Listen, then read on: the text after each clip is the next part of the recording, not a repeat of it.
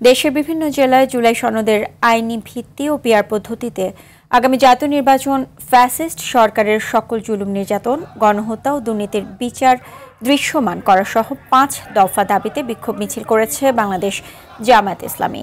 কেন্দ্রীয় কর্মসূচির অংশ হিসেবে সকালে হবিগঞ্জ, পিরোজপুর, দিনাজপুরের হিলি, ব্রাহ্মণবাড়িয়া, কুমিল্লা এবং বাগেরহাটে বিক্ষোভ মিছিল হয়। এছাড়া সিরাজগঞ্জের শাহজাদপুর, জয়পুরহাট, লক্ষ্মীপুর, নারায়ণগঞ্জ, নীলফামারী, নেত্রকোনা, পটুয়াখালী এবং নাটোরেও একই সময়ে কর্মসূচি পালিত হয়। দালালি করতে না পারে এই দেশে, এই বাংলাদেশের ৫৪ বছর ইতিহাসে এই দেশের মানুষ স্বাধীনভাবে ভোট দিতে পারে নাই।